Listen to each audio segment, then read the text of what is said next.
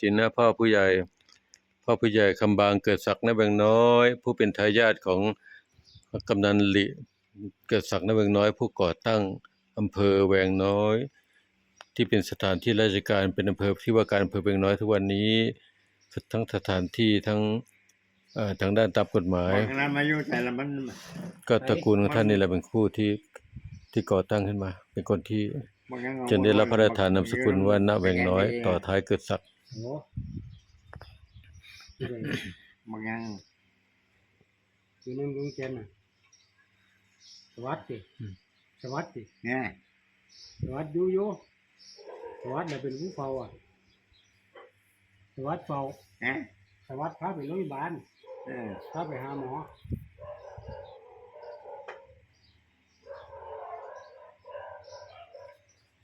พอว่าศีลได้บ่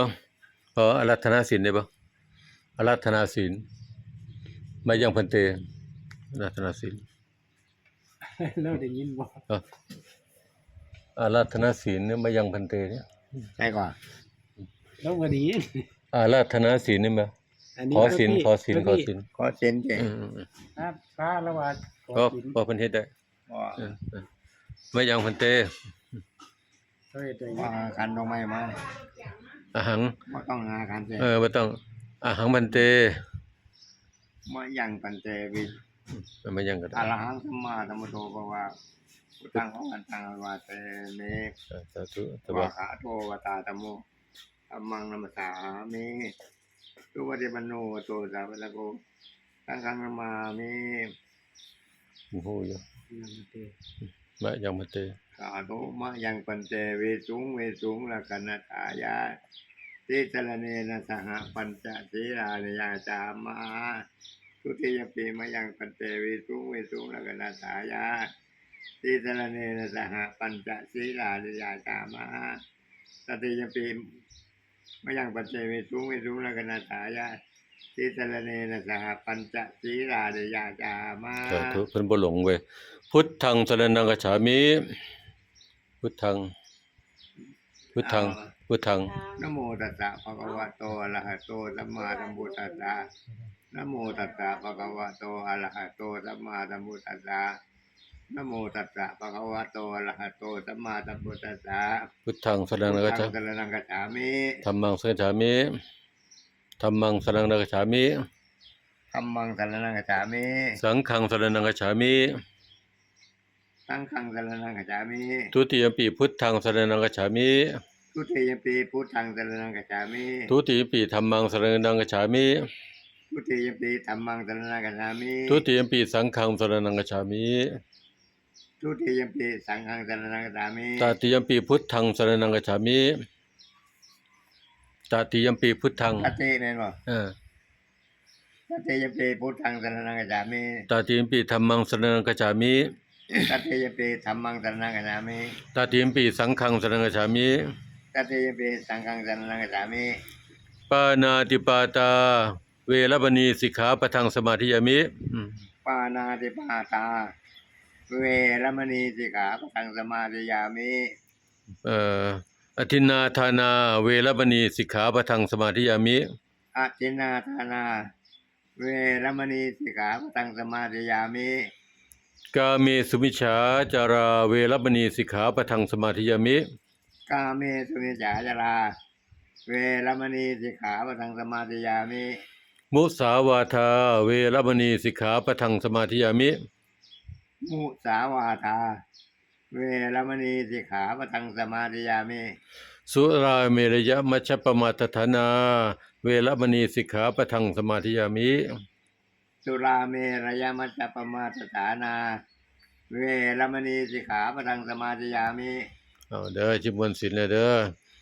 อิมานิปัญจสิกขาปทานิสีเลนะสุขติยันติสีเลนะโภคสัมปทาสีเลนะนิพุติยันติตัสมาสีลังวิโสทะเยอายุมันคนยืนพอเด้ออายุฮอด100เด้อปีนี้97อีก2ปีกว่าเด้อพอเด้อให้ฮอด100ปีเพิ่นล่ะเด้ออายุฮอด100ปีเด้ออายุให้ฮอด100ปีให้อยู่ให้ถึง100 ปี เด้ออีก3 ปีเด้ออยู่ให้ถึง100 ปีเด้อเข้าใจปะให้อายุยืนถึง100 ปีเด้อพอ110 ปีเด้อ เออ อืม แล้วได้เก้าแปดเลย อืม เก้าสิบแปด บ่ก็7ก็8แล้วติ เก้าแปด เด้เพิ่นเกิด2471อ่ะ711ลบ9หรือ8แม่นแล้ว8 9 98แล้วล่ะโธ่มันเกิดหลังในหลวงรัชกาลที่9ปีนึงเกิดเดือนพฤษภาวันที่13แต่ว่าเขาให้เป็นวันเป็นวันวิสาขบูชาให้ตรงเจริญนะพ่อเด้อจะเจ็บจะป่วยอายุให้ยืนๆเด้อ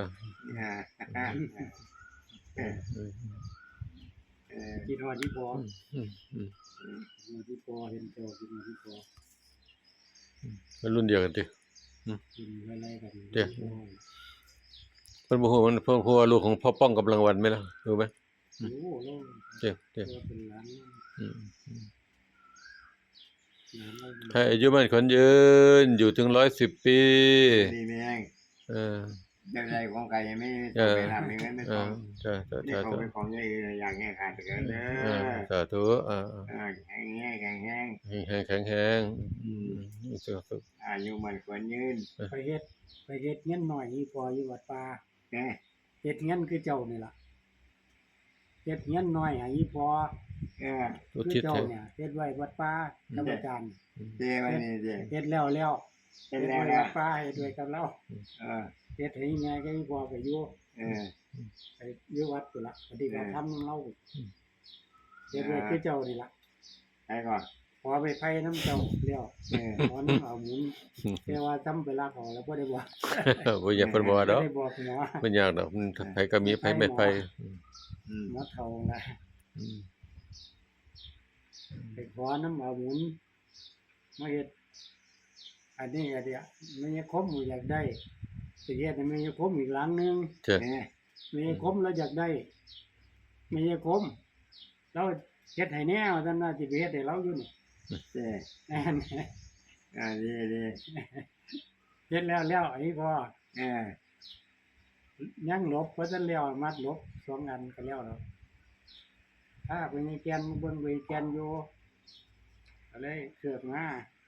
เออ เอาเทียดให้มันแล้วมื้อนี้แล้วมื้อนี้ล่ะก็สิถวายคือกันกับเจ้านี่ล่ะ เออ ถวายอาจารย์นี่ล่ะ เฮ็ดไว้เฮ็ดได้ทำบุญไว้ งาน อันใดก็สู้บุญบ่ได้หรอก เป็นคนลำบาก เออ มาแต่ใดบ่มีหยังนำเพิ่นแต่น้อยเท่าใหญ่เท่าเดี๋ยวนี้ล่ะ อืม บวชก็ได้10ให้เก่า เนี่ย ก็ดีขึ้นดอก อยู่ซ้ำนี้ล่ะอยู่ซ้ำนี้ก็อยู่ไปซ้ำนี้ล่ะบุญวาสนามีจังซี่เด้ ไม่ได้สั่งมาหลายคือเพิ่นมีลูกมีเมียก็ได้ป๋า เฮ็ดเอาลาบุญน่ะ อันเฮาบ่เฮ็ดเอาบ่ได้ดอกบ่มีบ่เฮ็ดให้เอาได้ งาน เฮาเฮ็ดเอาเอง งาน เฮาอยากได้ดีเฮาเฮ็ดเอาเอง เฮ็ดเอาเอง เออ โอ้มือมวนดีเนาะมือเจ้าเนี่ยมือมวนมือดีมือมวนดี เพราะว่าอันมันบ่ยากเฮาเฮ็ดเอาเฮาบ่ให้ผู้อื่นมาเฮ็ดให้ งา อัน น ผู้อื่นเฮ็ดให้ มันบ่แม่นเฮาเฮ็ด ก็ ก็บ่ดี ก็ก็เพิ่นก็สิเฮ็ดให้ได้ล่ะแต่ว่า มันบ่คือเจ้าของเฮ็ด มันเพิ่นก็พัฒนาสิเฮ็ดเฮาก็ต้องเฮ็ดเอา งาน เฮาเฮ็ดเอาน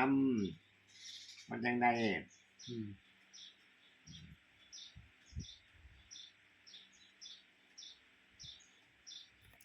นอนพักผ่อนเดี๋ยวสิเพิ่นพักผ่อนเด้อพอเด้อเดี๋ยวสิไปตอนแรกยังมาเบิ่งพูดกันอีกสิละไปก่อนเด้อพอเด้อแล้วคนนี้นอนต่อเถอะพ่ แล้ อ วแวะมาหา อืม อ้อมมาทั้งวัดพยายามไปแก้นน่ะแก้วอ้อมมาวัด อ่า อาจารย์แล้วว่าไปหาผู้คำบางเพิ่นว่ามาก็มาเด้อแล้วย่างมาเลยย่างมาพี่เลย โอ้เมื่อวานนี่ออกเบิ่งแล้วเมื่อย เด้ เมื่อยก็เราก็ได้ไป อืม เออ เราสิย่างไปหน้าติ โอ้เราเฮ็ดได้ดีอยู่ โอ้ไปเบิ่งอ่ะ หลังบ่ไงเลย ถือว่าลังว่าใหญ่แหละเนาะเฮ็ด โอ้ ไว้ มันยังไงมันยังหลังใหญ่ก็ดอกเดียว มาประกอบซอยเราอยู่ เออ ประกอบซอยเราสองคนแล้วก็เราอ่ะก็หลวงพ่อ เออ เฮ็ดซอยกัน เราสอนนั่นล่ะสอนเลยได้จำเอาเจ้าไปเฮ็ดมีนิคมเจ้าเฮ็ดจังซี่เด้อ50 เซนแต่ว่า ใช่ก็ เราบอกให้ไปเฮ็ดให้มีนิคมเฮ็ดเอาข่อยบ่ได้อยู่แล้วว่า เออ เราสิไปสองห้องแล้ว เอ เรา อ เลยสั่งไว้เจ้าเฮ็ดเอารวดแล้วว่า อืมโอ้ยมันดีเลยเจน้ำเมืองเราล่ะ